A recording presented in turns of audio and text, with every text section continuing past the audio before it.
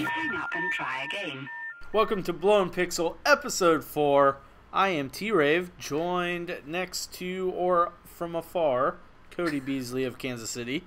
Of course, and you have absolutely no idea how many takes it took to get this episode. Yeah, we're not going to talk about that in this episode, but we are on Episode 4, which is quite exciting, especially for all those who have also liked our Facebook page or subscribed on YouTube, because we actually have a few people there too. But thanks so much. It means a lot to Cody and myself, and you know, we don't plan on stopping soon, unless Cody can't clear his SD card on his camera. But moving on. No, I think we're almost at 300 folks in a couple weeks, right? Yeah. We're at 282 the last time I checked, and so it just increasingly goes up on the Facebooks. Yeah, I'm gonna have to pay people. I think we're gonna hit our plateau for general friends and family that actually care. Yeah. Well, yes. Hopefully we can sway them with some cookies or something cheaper than money. Whiskey. That's more expensive than regular money, so maybe not when that. we buy one bottle and water it down significantly. All right, so we're already going off in weird land. What's happening in Kansas City? So, things that happen in Kansas City. So the Twitter folks jumped in a bus and decided to go from one side of the country to the next. And would you believe it, Kansas City was one of those stops. So they're promoting a new thing called Fabric, which is a fun SDK tool that they're launching out. And they happened to, stop by. They went to a functional event. Then they had kind of a demonstration and QA over at the Sprint Accelerator for what Fabric is. And yeah, just generally had a great time. I think they really enjoyed Kansas City, and I think it surprised them that, there were a huge community of tech folks that, were very knowledgeable and excited to use their product. Yeah, very awesome. I saw your picture of the bus outside of the Sprint Accelerator, powered by Techstars, and it was cool how they had the lights kind of shining on, and so very cool to hear kind of what they are doing, because I had really no context, but awesome that they stopped by Functional. Which, on that note, how about you go into Functional for this week? So today is Wednesday. We're recording a day early. And I don't know when you guys are going to get this, but tomorrow is actually a Functional event. So, whether you guys see it before or after, whatever, we are doing many more Functional events. But this one specifically is to kind of kick off 2015 for us. And it will be at Thou Mayest up top at 6:30, and that's all well and good. But we have Mellow Mondays every Monday. It's at 9 p.m. every Monday at the Green Lady, which is a great venue here in Kansas City that does cocktails and jazz 7 nights a week, and we really like those guys. But if you want to learn more about Functional, you can go to our Facebook page. Just look for Functional, and you can also go to the website at befunctional.co if you want to sign up for the newsletter, and there are more events to come. So there you go. Very awesome. And, nothing crazy in the Omaha area other than, I wanted to mention if you are into coding or development and looking for groups, or maybe you're not into it yet, but looking to kind of explore that route, there's always meetups happening in the Omaha area. I believe yesterday or the day before there was Coding Coffee, which takes place earlier in the morning. I believe they talked about Arduino this week. So it kind of gets outside of code, but also very code oriented. There's also Ruby and open source meetup. That's one together. And if you are just getting into Ruby, great place to go, as they have like introductory kind of courses / projects to help you get going. And then I believe there's also Code and Beer, or Beer and Code, or something along those lines for the happy hour portion. I believe those take place once a month, earlier in the month, or maybe in the middle. I don't know. We will be trying to post that kind of information on Blown Pixel, as well as maybe some partnerships with some local bloggers or whatnot. But that is to stay tuned to hear. Let's jump into stories, Cody. Yeah, I agree to you, Rave. Let's get this ball rolling. Let's get it going. Do you want to start? It's official. The FCC will seek to reclassify the internet as a utility. And so this is big news concerning net neutrality, as FCC is finally drawing a line in the sand against the big corporations that kind of hold the keys to the internet, at least in the US. And that's Comcast, AT&T, Verizon, a few others to be notable. Hey folks, this is Cody from the future. This week we covered rumors about the FCC's proposal on net neutrality, but since that episode the official proposal was released and I needed to go back in time to fix some of our content. So anyway, The Verge has a great summary of this, so I cut it up into the important pieces. Stay strong. TLDR, the FCC decided not to mess up the internet for future generations. It's safe from the evil internet service providers. And so this is an idea about not allowing slow and fast lanes on the internet? Mm-hmm. So there are going to be 3 big rules here as far as net neutrality protections. And those 3 rules are that internet providers aren't going to be able to block any websites or data or services. As long as they're legal, you'll be able to get them. They're not going to be able to throttle any websites or data or services, and they're not going to allow paid fast lanes. So no company's going to be able to pay their way to make sure that their stuff goes faster while some other website, some small guy, gets slower. Title II would basically bring them back in-house for the FCC to regulate the same way they have done for the telephone companies for decades. So that's why people think it's stronger legal footing for them to stand on in court. And I think one of the things the FCC made clear was that they are going to treat the network operators like a utility, but not the application layer. So Absolutely. They won't try and regulate, your Facebook chat just because it's a communication that's happening online. That doesn't mean it falls under Title II for them. And the really big deal here is that for the first time, the FCC is going to put mobile internet under Title II as well. Right. So previously, mobile internet had just a few net neutrality protections, but it basically still gave, wireless carriers like AT&T the ability to block and throttle to some extent. Right. Yeah, I feel like we've written a bunch of articles about services when it comes to mobile where you're getting throttled by the company, even though you're paying for unlimited data. And I know that that's actually gone not just to the FCC, but to the FTC. And the FCC actually specifically calls that out. That's something that won't be allowed. They won't be able to throttle just because you're on unlimited data. And then, I think another thing that was kind of interesting we saw today was that all the stock prices for these cable and telephone companies went up.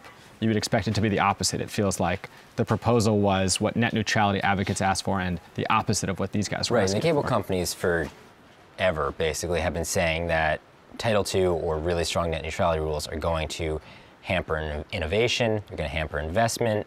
Right. And it seems like that's probably a bluff. But the FCC was very clear to say, we're not going to be regulating any rates, meaning Comcast or Verizon or AT&T, whoever provides the broadband to your home can still charge you whatever they want and could charge you for a certain amount per gigabyte. And so I think investors feel like that's really the future of their business. As we consume more and more data online, we'll end up paying, for that data, not getting some unlimited plan, and if they can charge what they want, that means it'll be a much healthier business. The balance that Tom Wheeler had to strike was, how do we make sure none of these sort of boogeymen of the worst, dystopian internet where it's controlled by a few companies happens? And he also had to make sure that he didn't, in some way really cripple these companies or their ability to, innovate or invest in the future. In their sort of public policy statements, if you guys use Title II, it'll really hurt us. But when they're talking to their investors behind closed doors, they say, well, Title II, it's actually not going to hurt us, So there's a lot of, sort of posturing to try and get a win on Capitol Hill, to try and get the policies they want implemented. In the end, it may not make a big difference. The internet will keep growing and these businesses will continue to exist. There are sort of large global bodies that consider the internet a human right. And by saying it's a utility, we're kind of moving it towards that. It's not something that's offered to you by a business. It's something that the government is heavily invested in and which every citizen, has a right to and, will be protected and enshrined in certain ways. And the funny thing is, even these rules aren't going to dramatically change anything in the short term. This basically is just saying that the internet's progression, as it's been moving forward, is going to continue. Right. As we've known it. We were asking them not to mess things up. Exactly. And these rules, hopefully, are going to not mess things up. There you go, folks. If you want the full summary, just check in the description below. Beasley out. And so it actually kind of tees it up for your first article, Cody. Yes, so the Pirate Bay, the infamous Pirate Bay, is now back on the open seas. So we saw the Pirate Bay. Oh, I'm making seafaring jokes like that. I like it. Yes, I like it. Yes. So the Pirate Bay went down for what seemed to be for good, for really the first time ever in its history. And the Pirate Bay has been sailing for a long, long time. In fact, there's a great documentary called TBP AFK, really about the struggles that the Pirate Bay founders have had to deal with for the Pirate Bay, and how the servers, the site, they've kept moving to country in order to stay alive, to change their domain name. They even set up a political party to get immunity at one point in time, and so there's kind of this migration across it. But the Pirate Bay was officially raided, and then it was taken down. Pirate Bay's usually down after these raids for a couple days or whatever, but this seemed like the final frontier on that. And now it's back again. The logo is now a phoenix rising from the ashes. From what Vice thinks it might be is an FBI honeypot, which is essentially a trap. But that is less than unfounded, I suppose, at this point. But who knows, right? It could totally be a honeypot. It totally could. And I was a huge fan of the Pirate Bay for years. I mean, they're the ones that really kind of spread what a torrent is or is capable of. And outside of that, whether you believe or whether you agree with the open access to copyright or not copyright items, the Pirate Bay founders really took a stance where in these days, like, you don't see, especially in the internet. That is correct. So T-Rave, what is on your list? I found this interesting. It's nice and quick. Commits.io, and what it is a service where you kind of connect it to your GitHub repo, and it makes art out of your commits. Interesting. It's pretty awesome. This was I found this through Product Hunt the other day, but your code deserves better. It deserves awesome. And so basically they compile your code or do something to make beautiful art. They actually have the Pirate Bay ship on it, oddly enough. I unfortunately don't have enough commits that I warrant the money to spend for my own wall. Maybe that should be a 2015 goal, but pretty, you gotta pretty step cool, it up, simple, man. Gotta step it up. So pretty cool service. Again, that's commits.io. Very, very cool. So, I have something that's very interesting, at least to me, and I think you'll find it interesting too, T-Rave. Probably not. But Nope. Probably not. Nope. No. So, IBM Watson, have you heard of this guy? This robot wonder, T-Ray? Well, Watson, yes, I definitely have. This story and the advancements of Watson, I have not. So, to give you a little bit of background, Watson is essentially a cognitive engine of sorts that IBM has built, and it's most popularized by winning Jeopardy a couple times. So they pitted this robot against actual contestants in the show, and the robot answered faster, better, etc. And this is impressive because this robot takes normal human talking words and then immediately figures out the context and all those other pieces that immediately give it the right answer. So Watson, of course, was just a test on the Jeopardy show to kind of refine himself out, and he's got bigger and better things to kind of tackle, one of which is modern medicine. So Watson wants to be the best doctor in the world. So let's take a look at that real quick. Can data help cure a disease? The right treatment for you is out there. The problem is, some of it's in this lab, some of it's in her head, some of it's in this new journal, and the rest of it is in your personal medical history. IBM Watson can not only read this data, but understand it. It's trained by doctors, and it's always learning. It can help find hidden correlations and help your doctor recommend treatment options for you. There's a new way to work, and it's made with IBM. So yeah, Watson wants to be the best doctor, and really what that means is that doctors are human. I mean, they have limited experience, and they don't have at their fingertips every known case of a medical condition. So what Watson does is it essentially uses its knowledge of all these things and then extends doctors' powers in order to give them a clear picture of kind of the global perspective to these types of things. And it's very exciting. Very cool. And in the kind of machine-ish or automation of the future, this next story kind of comes in, not with a lot of information because it's still being discussed, but is an exclusive for Bloomberg Business. Google is developing its own Uber competitor. Were you aware of this, Cody? I was. For someone who loves ride sharing and for someone who loves autonomous vehicles, this is like my favorite thing ever.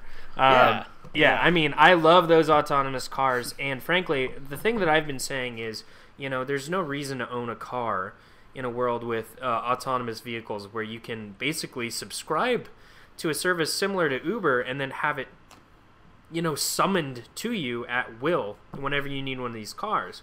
So it's great. You don't have to deal with any of the insurance pieces. You don't have to deal with, speeding tickets, any of this stuff. And, if Google can offer a service very similar to Uber, but it uses autonomous cars, then of course I'm completely down for that. What do you think, T-Ray? Well, and with this, kind of the backstory is Google Ventures has pumped a lot of money into Uber in the last 2 years or so. Their first investment being the biggest investment that they given to a startup or put into a company at like $258 million, and then invested a little bit more a year later. And so, they kind of pose it as, Uber has a competitor. But then it gets more into it, where it's like, well, Google's also looking to get autonomous, those robotic cars, robot cars on the streets within the next 2 to 5 years. And so it's interesting because it is a stab at Uber, but I don't think it is. And they kind of have some insights from other CEOs, and even Bloomberg Business Twitter account tweeted the article, and Google just came back. We think you'll find Uber and Lyft work quite well, or we think you'll find, we use them all the time. And so it's not even like Google going after them and be like, we can do this better. It's saying we're going to do it differently. And in the article, they kind of go down the road of like, if Uber wanted to get into the driverless vehicles, they'd have to come up with that technology, which, frankly, I don't think there's a spot for that within the next 50 years, even, for that. That's what's interesting and exciting about this is you're bringing in a new player with all new technology, but then you still have the original player that still like is in use because you're still going to have people driving. I will say that lately I've heard rumors that either Uber has partnered with an autonomous company or that they are about to. We laid out this episode pretty decent, if you ask me, because the next thing up is Tesla. In Elon we trust, and this bit is about the new over-the-air update for Tesla's P85D model. So it's the Model S, and it's a super slick thing, a super slick electric car, and over-the-air updates means that they can improve battery consumption. But in this update, it was for speed. Now I'm just gonna launch it. So I put it in sport and insane mode, and then you just hit it. Whoa! And that's 60. So you don't expect it, right? Isn't that neat? That's awesome. I'm really mad that the option is insane. Like, it's not like just. Boy, that's perfect. Isn't that good? That's a random, like, what's the Because feature? the car is insane, right? Everyone thinks the car is insane, so why not have It's called like insane an mode. insane mode, right? That makes sense. So you just come to like a complete stop, All right. and then before you know it, you just jam on Oh shit, Brooks! What the fuck? That's 70 miles an hour. Brooks, oh shit! First of all, you can't fucking do that to people. Like, you gotta give people fair warning. Why? Like, you can't fucking just say, Yeah, you can. Brooks, What? I think I shitted in your seat. No, you're good. Exactly. So you're going to go insane? Yeah, go ahead and press the insane I'm button. not going to throw up. I hope not. If there's one thing for that's technology, it's Okay, freaking old people I got out. it. That is the best Holy thing in the world. shit. Oh, You okay? that's not funny. You okay? Does it feel like a roller coaster? Oh, man, it did. Yeah. Isn't that weird? But there's no build-up. No. It just, It just goes holy shit. When do you do that? all the time. No, you don't. No, you don't drive like that. No, not all the time. Oh, my God. I thought it was going to, what's the word, gradual. Take off? That is you okay? amazing. I think so. Okay, so. You ready?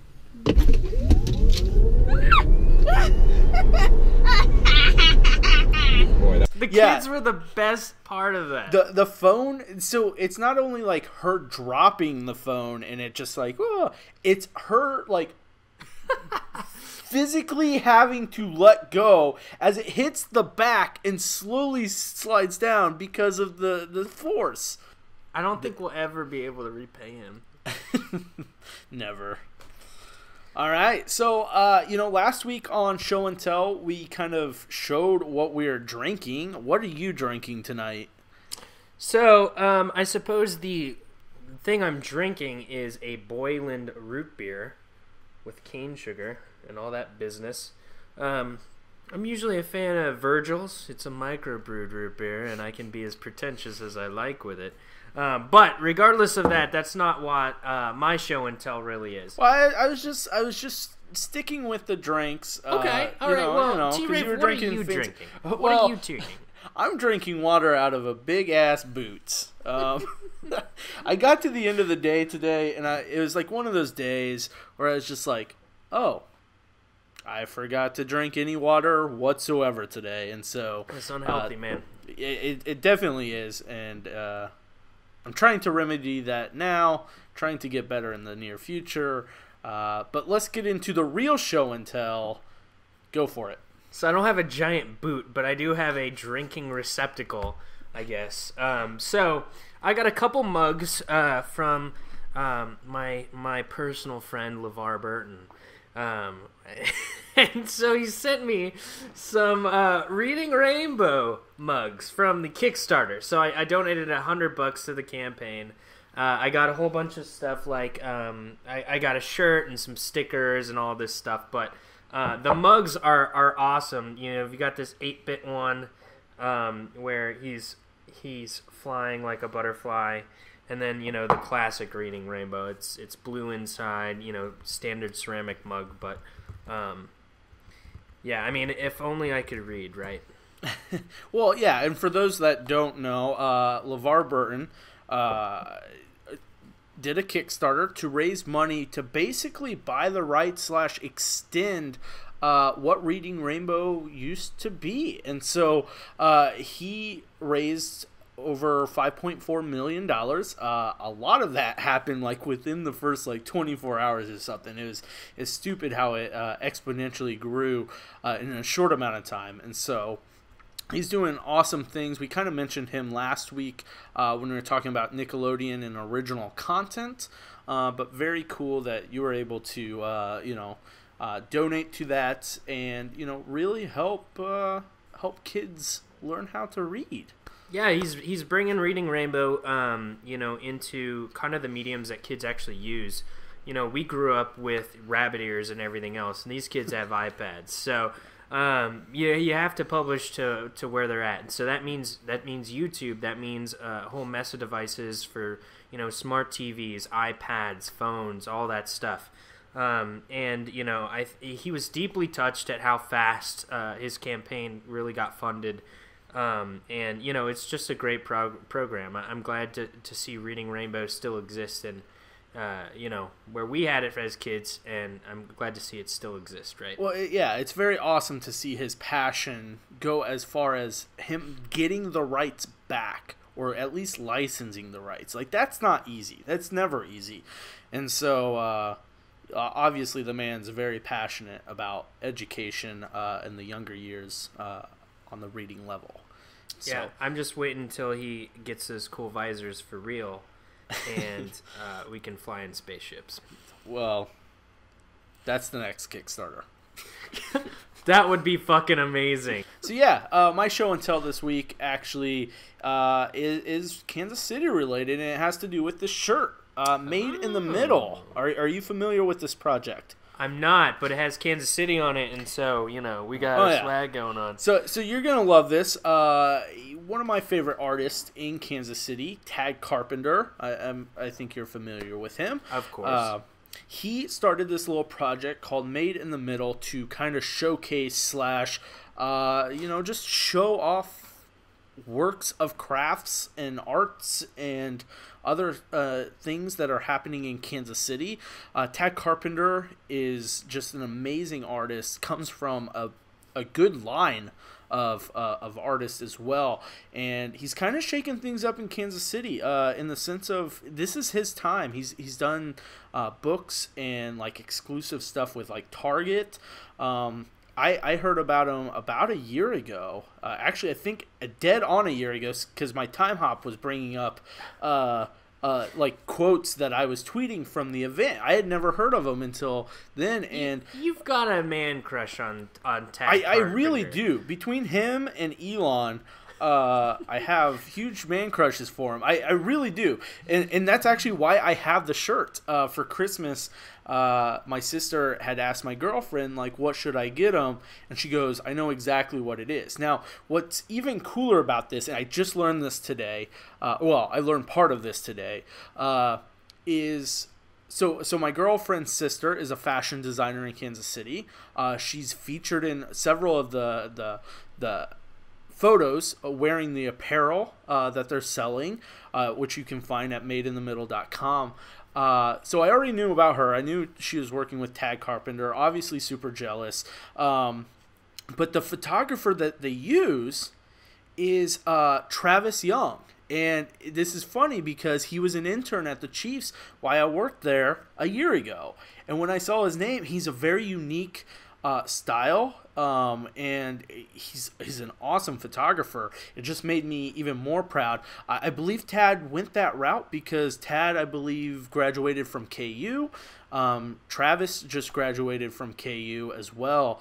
And so they kind of keep it like that. Tad Carpenter also teaches at KU. But I saw his name and I was like, dude, that's just awesome. I like it because I backed another card game called Creative Clash on Kickstarter, and basically you're running an agency and you're trying to get as much ego as you can, and so Tad Carpenter is one of the design consultants that you can use in your armory to get more ego. And so I was like, I think you've made it at some level when you're able to get your name on a random design like card game.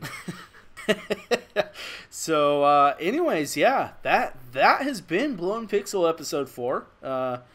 Thank you everyone for watching, of course, and all the new Facebook fans or likes. If you are on the YouTubes and like to subscribe to things, you can definitely find us there. And hopefully we'll get into episode 5. Yeah, make Fingers sure crossed. Make sure to give any suggestions that you have on our Facebook page, or get a hold of either one of us. We're on Twitter. The Blown Pixel Twitter is live as well. Let us know what you want to see and what you want to talk about. Yeah, info@blownpixel.tv is the email address that you can hit us at. and so on and so forth throughout the interwebs. So. What was that? I guess that's how we're going to end it. Thanks for watching. As always, we'll see you next episode of Blown Pixel. Please hang up and try again.